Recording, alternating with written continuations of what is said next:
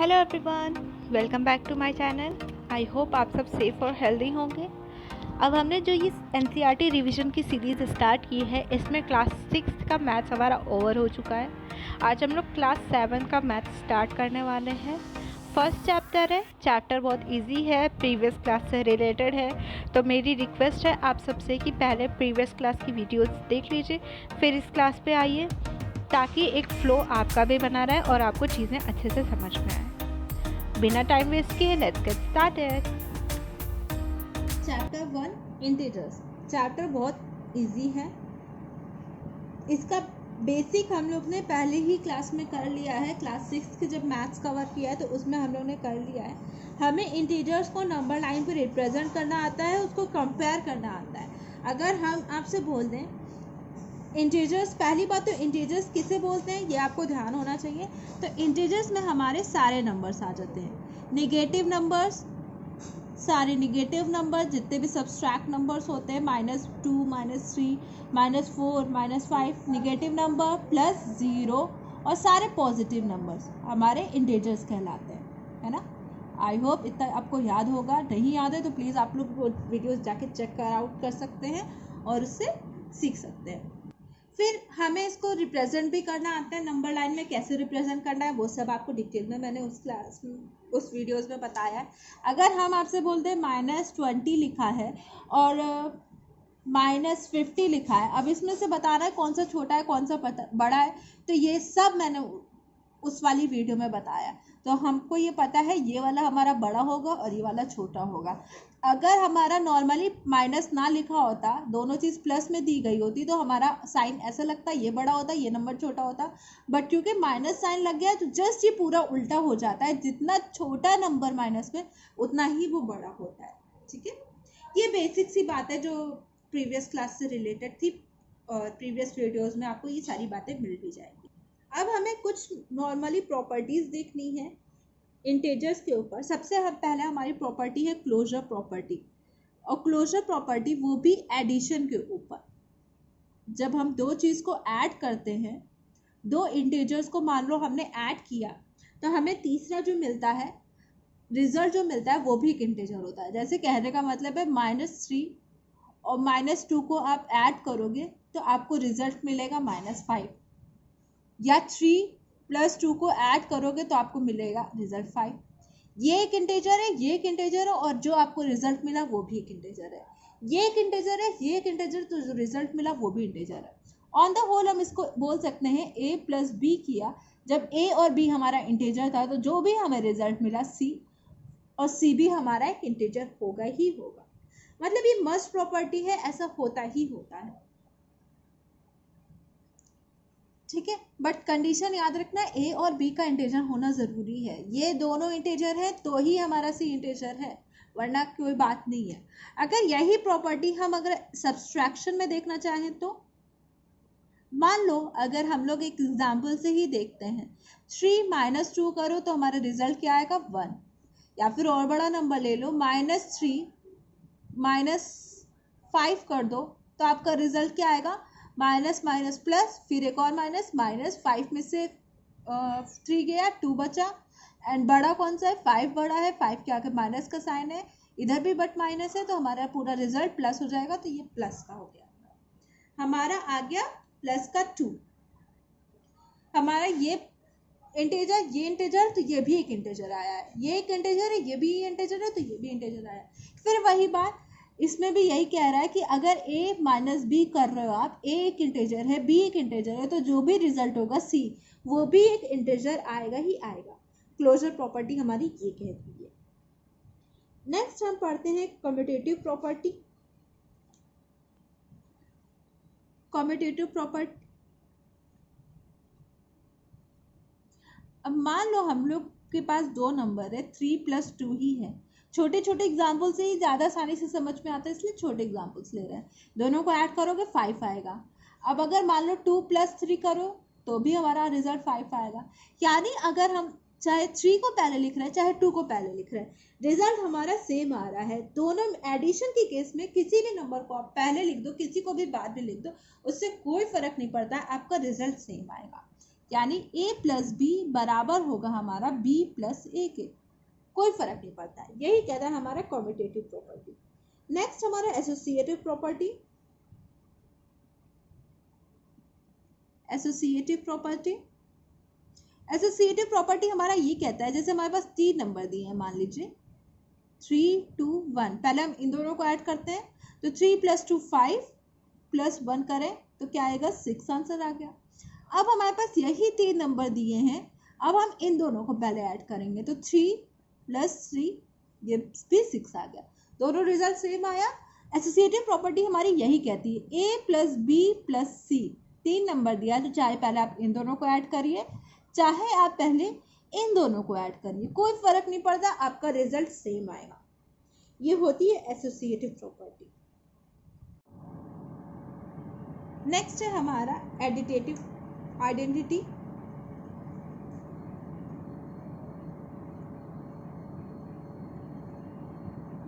Identity मतलब अगर हमें कोई भी चीज़, जैसे मान लो हमें दिया है 63 नंबर दिया है, इसमें हमें कोई चीज़ ऐसी ऐड करनी है, कोई एक ऐसा नंबर ऐड करना है कि हमें रिजल्ट 63 ही मिल जाए, तो हम क्या ऐड करेंगे? तो हम सिंपल सी बात है, इसमें 0 ऐड करेंगे तो हमें 63 मिल जाएगा, या तो हम 0 में 63 ऐड करें तो भी हमें 63 मिल जाएगा। यही कहते हैं additive identity. Zero additive identity होती है क्योंकि हम किसी भी नंबर में 0 ऐड कर दें या 0 में वो नंबर ऐड कर दें तो हमें वो नंबर ही मिल जाता है, कोई फ़र्क नहीं पड़ता है क्या नंबर है क्या नहीं है। 0 ऐड करोगे तो भी आपको वही नंबर मिल जाएगा, 0 में वो ऐड करोगे तो भी आपको वही नंबर मिल जाएगा। ये कहलाता है एडिटिव आइडेंटिटी। अब हम लोग सीखेंगे 2 इंटीजर्स को मल्टीप्लाई करना। मल्टीप्लिकेशन आपने बचपन में ही सीखा है तो कोई ख़ास बात नहीं है बताने की, बस इंटीजर होगा तो कैसे होगा ये बताना है। जैसे मान लो हमारा 2 पॉजिटिव नंबर है, जैसे कि है 2 × 3, तो इसको सिंपली आप लोग मल्टीप्लाई कर सकते हो, बता सकते हो 6 होगा, बहुत इजी सा बात है। अगर हम बोल दें कि आपका 4 × 2 है तो आप बता दो कि 8 होगा, बट वही अगर इसमें एक पॉजिटिव नंबर हो एक निगेटिव नंबर हो, मीन्स -2 को मल्टीप्लाई करना है 3 से, तो हमारा क्या हो जाएगा?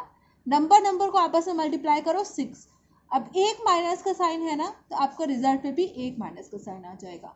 या फिर 4 को मल्टीप्लाई करना है -2 से, तो आप सेम नंबर को मल्टीप्लाई कर दो और एक माइनस का साइन है तो आपका रिजल्ट में भी एक माइनस का साइन आ जाएगा। ऐसा होता है, नंबर को मल्टीप्लाई किया जाता है और अगर एक माइनस का साइन होता है तो हम एक माइनस का साइन लगा देते हैं। अच्छा, जो माइनस का साइन होता है ये बहुत शैतान होता है। माइनस का साइन 1 होगा तो हमें रिजल्ट में माइनस का साइन मिल जाएगा, 2 माइनस के साइन होंगे तो वो एक दूसरे को कैंसिल कर देंगे और हमें रिजल्ट में पॉजिटिव साइन मिल जाएगा। 3 होंगे तो देखो 2 तो आपस में कैंसिल कर देगा, 1 फिर बच जाएगा तो हमें फिर एक माइनस साइन मिल जाएंगे। 4 होंगे तो हमारे ये दोनों आपस में कैंसिल हुआ, ये दोनों आपस में कैंसिल हुआ, रिजल्ट 4 प्लस मिल जाएगा। ऐसे ये काम चलता है, 1 होता है तो सही है और 2 होते हैं तो कैंसिल आउट हो जाता है, 2 के बाद 3 हो जाते हैं तो फिर ये पेयर बना के 2 कैंसिल कर दिया, 1 बच गया, ऐसे चलता है काम। अब ये मैंने आपको क्यों बताया, मान लो अगर ये दोनों नंबर हमारे निगेटिव होते तो वो हमारा रिजल्ट क्या होता? पहले तो नंबर को आपस में मल्टीप्लाई कर दो 6 हो जाता, 2 माइनस का साइन है तो हमारा रिजल्ट में फिर पॉजिटिव आ जाता। 4 को अगर हमें -4 को अगर -2 से मल्टीप्लाई करना है तो क्या होगा? नंबर को मल्टीप्लाई 8, 2 माइनस का साइन है तो वो आपस में कैंसिल आउट हो जाएंगे। ठीक है, ये तो सिंपल सी बात रही। अगर मान लो हमारे पास 3 नंबर है, जैसे मान लो हमारे पास नंबर दिया है -1 × 2 × 6, तो हम नंबर को आपस में मल्टीप्लाई करेंगे, 1 × 2 2, 2 × 6 12 आ गया। अब माइनस का साइन काउंट करो, एक माइनस का साइन है तो रिजल्ट में हमारा 1 आ जाएगा। इसी की जगह हमारे पास अगर 2 माइनस के साइन होते, -2 × 6, तो पहले नंबर को मल्टीप्लाई कर देते तो 12 आ जाता। अब माइनस साइन को काउंट करते 1 2, तो हमारा रिजल्ट प्लस हो जाता। अगर 3 माइनस के साइन होते तो क्या होता? नंबर को मल्टीप्लाई करते तो आपका 12 आ जाता, एंड फिर माइनस साइन को काउंट करते -1 1 2 3, 3 माइनस साइन है तो यानी रिजल्ट में हमारा माइनस आ जाता। ऐसे चलता है मल्टीप्लिकेशन हमारा। इंटेजर्स में। अब इसकी भी कुछ प्रॉपर्टीज हैं जो हमें सीखनी चाहिए, जैसे हमने अभी एडिशन और सब्सट्रैक्शन में देखी, सेम वैसे ही इसकी भी प्रॉपर्टीज है। कम्यूटेटिव प्रॉपर्टी पहली इसकी प्रॉपर्टी है। कम्यूटेटिव प्रॉपर्टी मैंने अभी एडिशन में आपको बताई थी कि दो नंबर्स को अगर हम ऐड करें या सब्सट्रैक्ट करें दो इंटीजर्स को, तो हमें रिजल्ट भी इंटीजर ही मिलता है। सेम वही हमारा मल्टीप्लिकेशन में भी कहता है, अगर हम 2 और 3 को मल्टीप्लाई करें तो 6 आएगा। ये इंटीजर है, ये इंटीजर है, तो ये भी इंटीजर होगा। यही सेम चीज़ हमारी कम्यूटेटिव प्रॉपर्टी मल्टीप्लिकेशन में भी बोल देती है। मल्टीप्लिकेशन ऑफ 2 नंबर 2 इंटीजर्स, वो जो रिजल्ट आएगा वो भी हमारा इंटीजर ही होगा। नेक्स्ट, अगर हम किसी नंबर को मल्टीप्लाई करते हैं 0 से, मल्टीप्लाई बाय 0, तो क्या होता है, अगर a को 0 से आप मल्टीप्लाई करोगे तो आपका 0 ही आएगा। कोई भी नंबर को आप 0 से मल्टीप्लाई कर दोगे आपका रिजल्ट 0 ही आएगा। कोई फर्क नहीं पड़ता है क्या नंबर है, माइनस का नंबर है, पॉजिटिव नंबर है, निगेटिव नंबर है, उससे कोई फर्क ही नहीं पड़ता, हमारा रिजल्ट 0 ही आएगा। नेक्स्ट है मल्टीप्लिकेटिव आइडेंटिटी। अभी हम लोग ने एडिटिव आइडेंटिटी देखी थी, अब हम लोग मल्टीप्लिकेटिव आइडेंटिटी देखते हैं। मल्टीप्लिकेटिव आइडेंटिटी, अब हमारे कहने का मतलब ये है कि हमें, जैसे हमारे पास मान लो दिया है 63 में एडिटिव आइडेंटिटी में हम लोग ये देख रहे थे कि ऐड क्या करें हमें 63 ही मिल जाए। अब हम लोग यहाँ पे वही सोचेंगे कि इसमें हम लोग सब मल्टीप्लाई क्या करें कि हमें 63 ही मिल जाए। तो आपको पता है इसमें अगर हम लोग 1 मल्टीप्लाई कर दें तो हमें 63 मिल जाएगा, या तो आप 1 में यही मल्टीप्लाई कर दें तो भी हमें 63 मिल जाएगा। तो इसी तरह हमारा मल्टीप्लिकेटिव आइडेंटिटी क्या हो गई, 1 हो गई।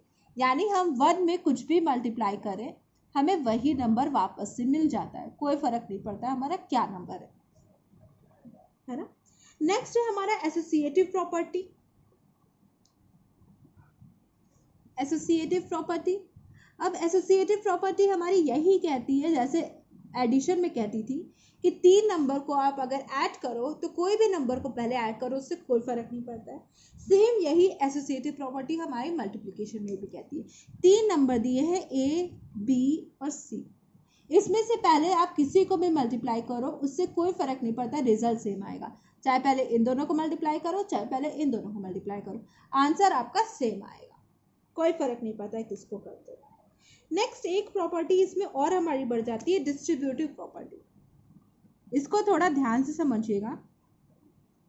डिस्ट्रीब्यूटिव प्रॉपर्टी ये बहुत काम देती है। जैसे मान लो हमारे एक नंबर दिया है 2 मल्टीप्लाई में 3 + 7, मान लो ये क्वेश्चन दिया है, ठीक है।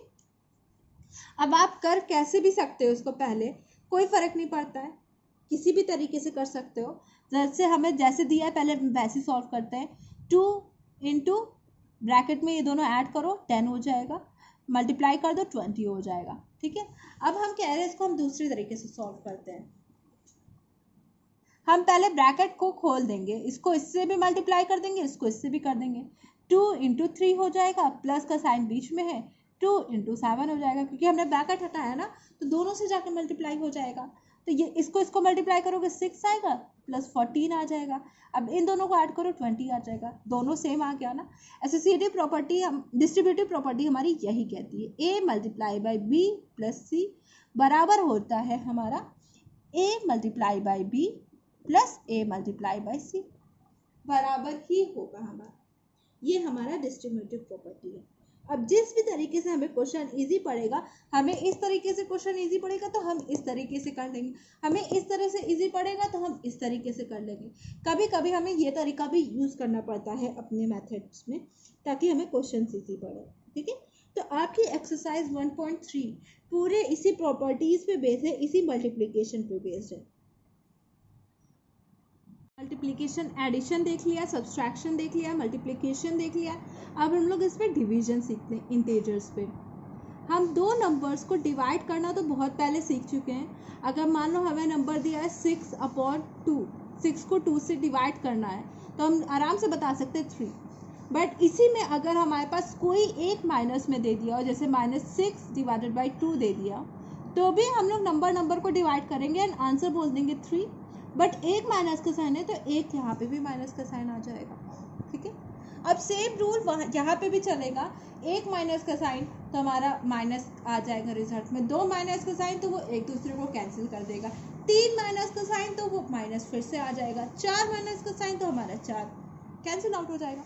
देखो जैसे अगर मान लो 6 डिवाइडेड बाई -2 होता तो फिर क्या आता, नंबर 3 आ जाता, एक माइनस का साइन है तो हमारे रिजल्ट में भी एक माइनस का साइन। अब -6 को -2 से अगर हम डिवाइड करते तो नंबर 3 आ जाता, बट यहाँ दो माइनस के साइन हो गए इसलिए हमारा रिजल्ट प्लस का ही रहता। ठीक है, अब सबसे इंटरेस्टिंग बात, डिवीजन में कोई भी प्रॉपर्टी फुलफिल नहीं हो पाती है, ना कॉम्यूटेटिव ना एसोसिएटिव, कोई प्रॉपर्टी नहीं। इसकी सिर्फ एक प्रॉपर्टी है कि हम किसी भी नंबर को, अगर जैसे कोई भी नंबर है 43 है, 43 को अगर हम लोग 1 से डिवाइड करें तो हमें 43 ही मिल जाता है, कोई भी नंबर को हम 1 से डिवाइड करेंगे तो हमें वही नंबर वापस से मिल जाएगा, सिर्फ एक ये प्रॉपर्टी है। ठीक है, अब इसके कुछ स्टेटमेंट्स वाले क्वेश्चन भी आपकी बुक में दिए हैं 1.4, जो कि लास्ट एक्सरसाइज है आपकी, सिंपल सॉल्व करना है, इसमें कुछ नहीं करना है, बट एक क्वेश्चन हम आपको बताते हैं कि कैसे इसको सॉल्व करोगे आप। ये एग्जाम्पल है आपकी एक्सरसाइज का, पेज नंबर 25 पे ये अवेलेबल है, तो आप लोग देख सकते हो।